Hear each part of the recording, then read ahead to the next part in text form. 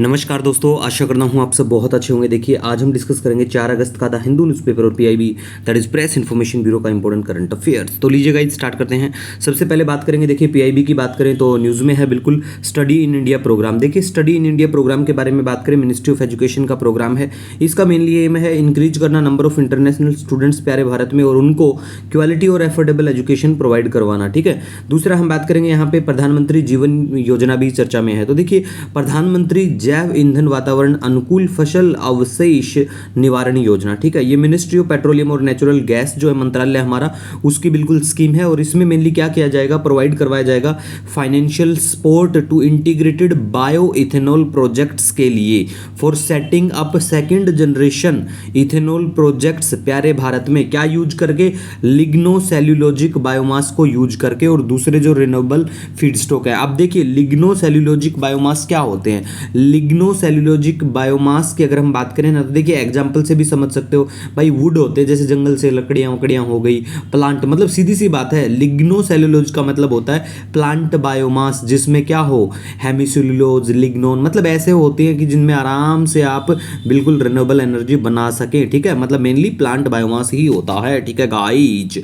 दूसरा हम यहाँ पे बात करेंगे पीआईबी में। देखिए आज निधि भी चर्चा में है फिर से। ये कोई भी नई स्कीम नहीं है, वही पुरानी है और आजकल सेशन चला हुआ है पार्लियामेंट का हमारा। तो मंत्री जो है किसी के दूसरे मंत्री मिनिस्टर के रिप्लाई में वहां पे बताते हैं कि भाई हमने क्या कुछ करा है ना।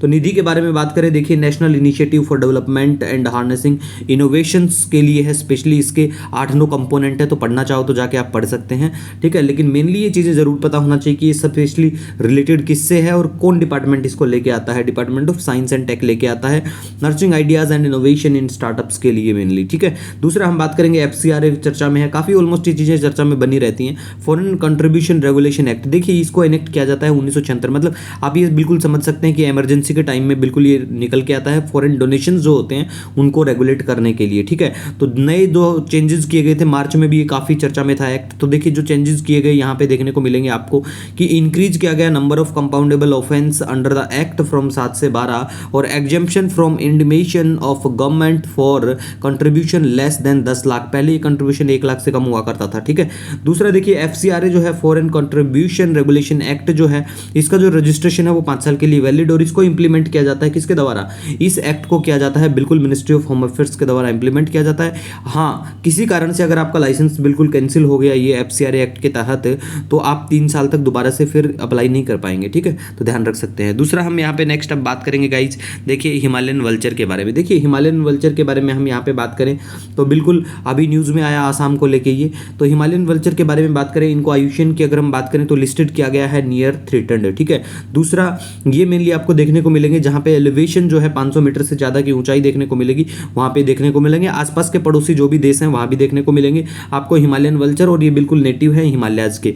उसके बाद में गाइज हम बात करते हैं यहाँ पे, देखिए पाकिस्तान और अमेरिका जो है सिक्योरिटी पैक्ट साइन करते हैं जिसका नाम है सिसोआ, जो इनका एग्रीमेंट है अमेरिका का। अगर हम बात करें पाकिस्तान के साथ में बिल्कुल ये अप्रूव हो जाती है डील। ठीक है, अमेरिका को वैसे मत समझना किसी भी देश को, देखिए कोई भी देश किसी का कोई मित्र वित्र ऐसा कुछ पर्सनली रिलेशन नहीं होता। सबका मेनली रहता है कि भाई वो हमारे लिए ट्रेड के लिए कितना क्या इंपॉर्टेंस होते हैं, या फिर हमारे लिए अगर स्ट्रेटेजिकली हम बात करें तो कितना हमारे लिए जरूरी होता है। बाकी कोई ये अपने रिश्तेदार नहीं होते हैं। ठीक है, दूसरा हम बात करेंगे यहाँ पे, आज इंडियन एक्सप्रेस में वॉयेजर चर्चा में आया। वॉयेजर मिशन जो है वही नासा वाला मिशन, स्पेस वाला मिशन। ठीक है, जो 1970-80 के आसपास में जो मिशन चला हुआ था वही है, और कुछ खास उसमें है नहीं। ठीक है गाइज, इसी के साथ देखिए दूसरा हम बात करेंगे यहाँ पे, हमारी जो भारत सरकार है उसने इम्पोज कर दिया क्या, import of laptop and tablets को आप ऐसे नहीं ले पाएंगे बाहर से, विदेश से इनके जो कंपोनेंट्स कुछ भी लेके आएंगे तो भैया आपके पास लाइसेंस होना चाहिए, है ना। ज़्यादातर हम कहाँ से लेते हैं ऐसा वाला माल, चाइना से लेते हैं भाई। ठीक है, इसी के साथ देखिए अगर आपका कोई सजेशन कोई सुझाव होता है नो डाउट आप हमें कमेंट या मेल कर सकते हैं। मिलेंगे एक नए दिन के साथ, तब तक के लिए हैव ए ऑसम डे।